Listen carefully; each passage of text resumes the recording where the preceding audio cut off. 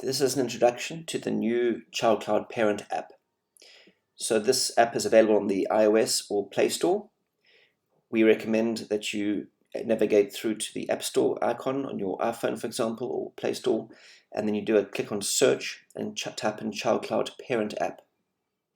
So it's the very top one there. So ChildCloud Parent App, you click open.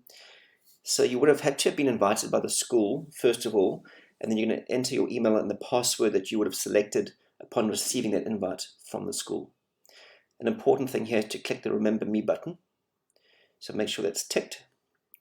I'm going to click on the email, and I'm going to click on the one that says passwords, the little key icon. So on an iPhone, this is my keychain, and it's stored it under there, and I can click on my pre-selected and say password. I'm going to click login. This is very important. If you want to get push notifications from the schools, every time the school's uploading something, you will receive a push notification to notify you. So I'm going to click on yes. And the first page that loads on the app is your feed. It's a bit like a WhatsApp or Facebook feed. You can scroll down. If there's a photograph that you like and you want to save it to your phone, simply click on, so you'll see the comment icon, the heart icon, and then two across you'll see a little arrow pointing downwards, the blue arrow. Click on that, and that will download the photograph to your phone's library. The feed is something the parents really love. It's just a summary of everything that the school is uploading for you.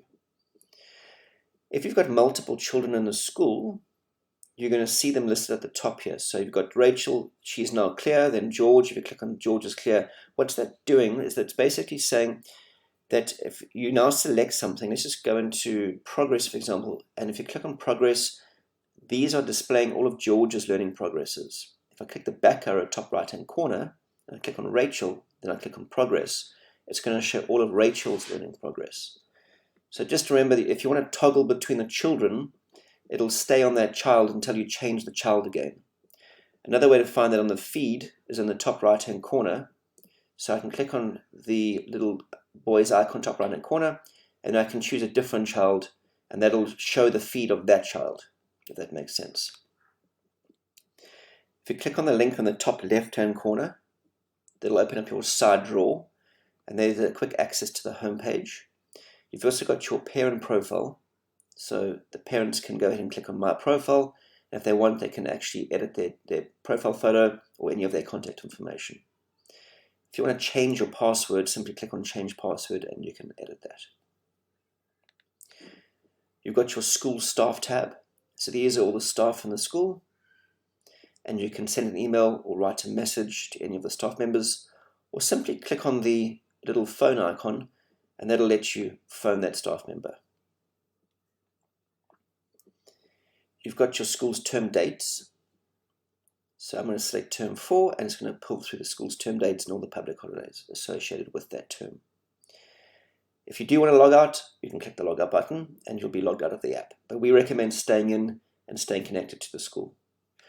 The last step is just to show you a couple of these icons. So this is quite an important thing as well. You'll notice that when I toggle to the left, these are all the administration modules. Toggle to the right, communication, and I can also click on the academic one, and that's going to show all of those modules over there. I'll just quickly show you what it looks like to get a push notification. So you'll see there, I've got a notification here that says new activity uploaded by Ben Affleck. If I click on that, it's going to open up that push notification directly on the page that you were looking for. So let's just scroll through some of these for Rachel. So the first, under administration modules, you've got your attendance. The A is absent and the P is present. You've got all your invoices that you can download. So just bear in mind as well that if a school has chosen not to share a certain module, you may not see all these icons. So some may be missing depending on what the school wants to share with you and what they don't want to share with you. So just do backtrack quick. Invoices, you'll notice as well under due in the blue banner, due and paid. So these are the invoices that are due, and you can click the view button to download and view that invoice.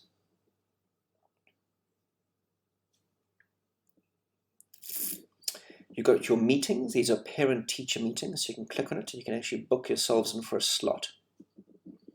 You've got your permission slips. So there's a field trip to the aquarium. I can click on it.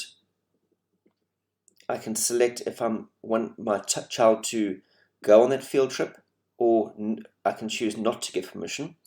So let's say I want to give permission, and I can digitally sign it, and that'll go straight through to the school. I've got the volunteers module, so if you want to volunteer for something like a soccer dad or a mystery reader at the school, you can volunteer as well. Let's move on to communication. You've got all of your activities, so incidents, news, reminders, notes, sleep patterns, toilet patterns, anything that the school is uploading appears in your activity feed. All the birthdays appear in chronological order.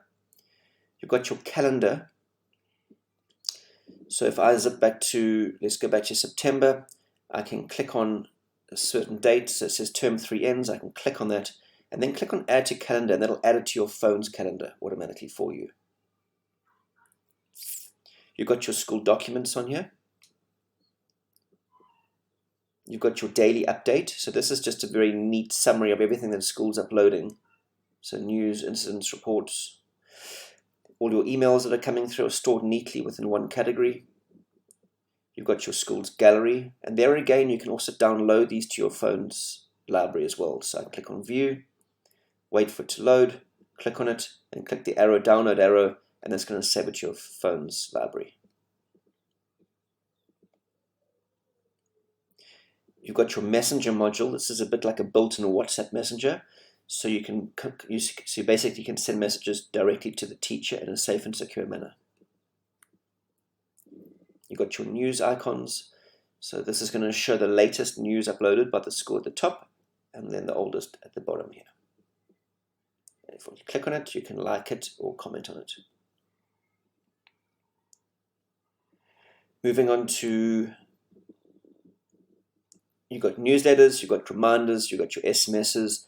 And then lastly, you've got your academic modules. So all of your curriculum is going to appear on here. So if the school does upload their curriculum, you can click on View Lessons, the blue button. And let's go into a lesson called the Minion Pen Stand, for example. You can see the overview, the content, the tasks, any images, and then you've got videos to view on here as well. You've got homework. So if the school's uploading homework, the red button is the date. That's the homework. That's the day the homework is due. And you can download and view the homework. Learning progress. These are the milestones that your child is achieving. The banner, the little ribbon in the top right-hand corner, so that child has mastered that lesson. That's been introduced. These may look a little bit different just depending on the framework that your school is using. Your school's academic report cards will pull through on here. And then lastly, the timetables will appear on here for easy access as well. We hope that you've enjoyed this tutorial. If you've got any questions, please email support@childcloud.co.za.